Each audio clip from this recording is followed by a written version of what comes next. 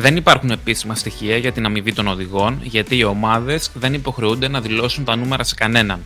Από πού λοιπόν προκύπτουν τα νούμερα που θα δείτε σε αυτό το βίντεο? Είναι εκτιμήσεις κυρίως αρχηγών ομάδων που κάνουν για οδηγούς άλλων ομάδων. Όποια λίστα βλέπετε στο ίντερνετ είναι ακριβώς αυτό. Απλά μία εκτίμηση. Πάμε να δούμε τώρα πόσα παίρνουν.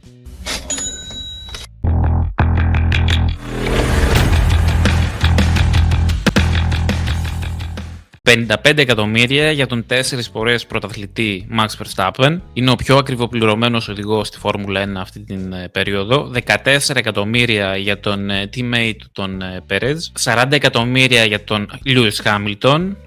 18 για τον Alonso. 40 εκατομμύρια και για τον Leclerc. Ο Norris παίρνει 30 εκατομμύρια. Ο Carlos παίρνει 12 εκατομμύρια. Ο Russell 18 εκατομμύρια, ίδια με τον Alonso, ίδιο ποσό με τον Alonso. Ο Piastri 6 εκατομμύρια, πολύ λιγότερα φυσικά από τον Norris που έχει πολύ περισσότερα χρόνια στη Φόρμουλα 1. Ο Stroll έχει τον μπαμπά του και 3 εκατομμύρια. Ο Gasly με τον Ocon, οι teammate έχουν από 6 εκατομμύρια ο καθένας.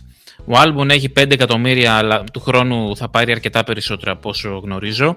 Ο Tsunoda μόλις 2 εκατομμύρια, αλλά είναι αρκετά γιατί τρέχει αρκετά χρόνια, οπότε θα ανοίξει το εστιατόριο που λέει ότι θέλει να ανοίξει στην Ιαπωνία. Ο Bottas με την εμπειρία που έχει 10 εκατομμύρια. Ο Hülkenberg 2 εκατομμύρια. Ο Ricardo 5 εκατομμύρια.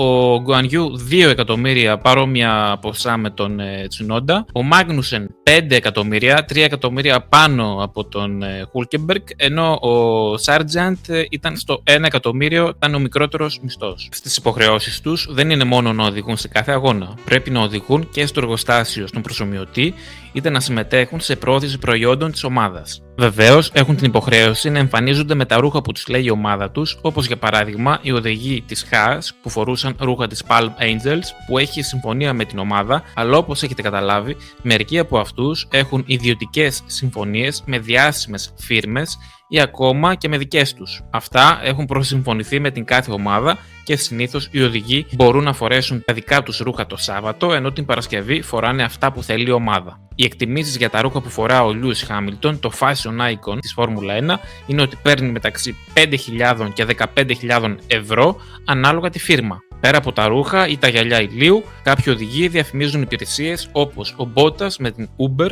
που η εκτίμηση είναι ότι πήρε μεταξύ 20 και 100.000 ευρώ. Μια ακόμα πηγή εσόδων για τους οδηγούς είναι ιδιωτικές εμφανίσεις σε εταιρείες ή ειδησιογραφικά κανάλια, όπου για 10 λεπτά περίπου παρουσίας του οδηγού θα πάρει κάτι μεταξύ 5.000 και 30.000 ευρώ, ανάλογα για ποιον οδηγό μιλάμε. Κάτι που δεν γνωρίζουν πολλοί είναι ότι για παράδειγμα ο Max Verstappen έχει συμβόλαιο με τη Ziggo Sport να μιλάει πρώτα σε αυτούς και πιθανώς τους μεταφέρει παραπάνω ή διαφορετικές πληροφορίες σε σχέση με τους υπόλοιπους ειδησιογραφικούς οργανισμούς που δίνει τη συνέντευξη. Πόσα παίρνει ο Verstappen από τη Ziggo Sport για αυτό δεν το γνωρίζουμε. Ο Alonso και ο Bottas απολαμβάνουν προνομιακές τιμές σε αεροπορικά εισιτήρια.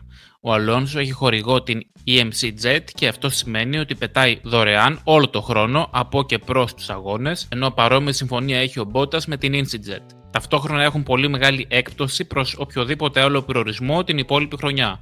Από την άλλη, ο Verstappen έχει αγοράσει το δικό του αεροπλάνο που, αν και του στοιχίζει περίπου στα 3 εκατομμύρια το χρόνο για συντήρηση και καύσιμα, έχει το πλεονέκτημα της ευελιξίας και του λιγότερου χαμένου χρόνου.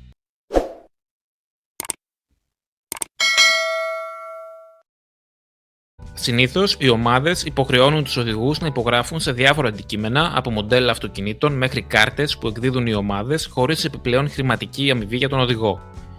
Γι' αυτό κάποιοι οδηγοί, όπως ο Κολαπίντο, λαμβάνουν χρήματα από συνεργασίες με ιδιώτες, κυρίως δημοσιογράφους ή φωτογράφους, με τους οποίους ο οδηγός συμφωνεί να υπογράψει αυτόγραφα σε φωτογραφίες για να τα πουλήσει μετά ο ιδιώτης στην αγορά για δικό του κέρδος. Βεβαίως, δεν ήταν λίγες οι φορές που οδηγοί πούλησαν την αγωνιστική τους φόρμα ή τα παπούτσια τους για αρκετά χρήματα. Όμως, έχουν και σημαντικά έξοδα. Ένα από τα μεγαλύτερα είναι η αμοιβή του μάνατζερ, που κατά μέσο όρο είναι το 10 με 20% του μισθού του οδηγού. Δεν έχουν όλοι οι οδηγοί έναν μάνατζερ. Κάποιοι έχουν παραπάνω από έναν, όπως ο Πέρες που έχει τον Τζούλιαν Τζάκομπι για τα κρίσιμα θέματα, ενώ έχει έναν δεύτερο για τα πιο καθημερινά που τον ακολουθεί και σε κάθε αγώνα. Ο Ρικάρντο είχε μια εταιρεία για τα σημαντικά θέματα και έναν δεύτερο για τα πιο τετριμμένα. Πόσο κοστίζει για τον οδηγό ο προσωπικός προπονητής? Συνήθως τίποτα, γιατί ο προπονητής πληρώνεται από την ομάδα. Ενώ σε περιπτώσεις όπως του Λούις Χάμιλτον με την Άντζελα, που τον ακολουθούσε σε κάθε αγώνα, η εκτίμηση είναι ότι η αμοιβή της ήταν περίπου στα 200.000 ευρώ το χρόνο. Δεν πρέπει να ξεχνάμε ότι οι οδηγοί κάθε χρόνο πρέπει να πληρώσουν για να ανανεώσουν το αγωνιστικό τους δίπλωμα. Για τη σεζόν του 2024, οι οδηγοί πλήρωσαν ένα βασικό τέλος ύψους 10.500 ευρώ και επιπλέον 2.100 ευρώ αναπόντο που συγκέντρωσαν την προηγούμενη χρονιά για την Super License τους. Μεταξύ των οδηγών, ο Verstappen είναι αυτός που πληρώνει τα περισσότερα με συνολικά 575 βαθμούς. Αυτό σημαίνει ότι ο Ολλανδός κατέχει το ρεκόρ για την πιο ακριβή Super License όλων των εποχών, με τον τετραπλό παγκόσμιο πρωταθλητή να πληρώνει το ηλικιώδες ποσό των 1,2 εκατομμυρίων ευρώ απλά για να έχει δικαίωμα συμμετοχής στο πρωτάθλημα του 2024. Το να απολαμβάνεις να τρέχεις στη Φόρμουλα 1 δεν σημαίνει απαραίτητα ότι θα γίνεις εύκολα και εκατομμυριούχος. Συχνά οι οδηγοί έρχονται στη Φόρμουλα 1 κουβαλώντας στις πλάτες τους χρέος από μικρότερες κατηγορίες. Η μέση διάρκεια παραμονής ενός οδηγού στη σύγχρονη Φόρμουλα 1 είναι περίπου 8 χρόνια. Σε αυτό το σύντομο χρονικό διάστημα πρέπει να προλάβει να βγάλει αρκετά χρήματα ώστε να αποπληρώσει και τυχόν οφειλές που έχει. Για παράδειγμα, ο Ολλανδός De Vries χρειάστηκε να πάρει δάνειο 250.000 ευρώ το 2018 για να αγοράσει τη θέση του στην Πρέμα στη Φόρμουλα 2, εφόσον η McLaren σταμάτησε να τον στηρίζει. Τα υπόλοιπα 250.000 ευρώ, σύνολο $500.000 ευρώ, τα πλήρωσε από την τσέπη του αλλά και με τον χορηγό του την Jumbo. Ο όρος για τις 250.000 ευρώ που πήρε ως δάνειο ήταν ότι αν μέχρι το 2022 έκανε την εμφάνισή του στη Φόρμουλα 1, ο δανειστής του θα δικαιούνταν ένα μέρος του μισθού του στη Φόρμουλα 1. Τελικά, ο De Vries ξαφνικά, χωρίς να το περιμένει ούτε ο ίδιος, οδήγησε στο Ιταλικό Grand Prix του 2022 για την Williams, επειδή ο Άλμπον βρισκόταν στο νοσοκομείο. Το 2023, ο De Vries εξασφάλισε συμβόλαιο με την ομάδα της AlphaTauri στη Φόρμουλα 1, με αποτέλεσμα οι δανειστές του να απαιτήσουν την πληρωμή τους. Ο De Vries όμως δεν τους πλήρωσε γιατί ισχυρίστηκε ότι ο αγώνας που έκανε το 2022 δεν θεωρείται κανονικό συμβόλαιο, επομένως η καριέρα του στη Φόρμουλα 1 δεν ξεκίνησε το 2022.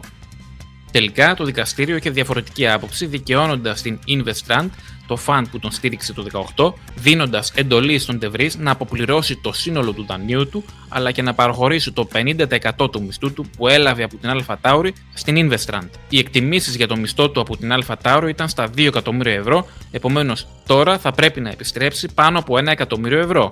Αν σας άρεσε η θυματολογία αυτού του βίντεο, θα ήθελα να αφήσετε ένα like στο βίντεο αλλά και σχόλιο με προτάσεις που μπορεί να έχετε για επόμενα βίντεο.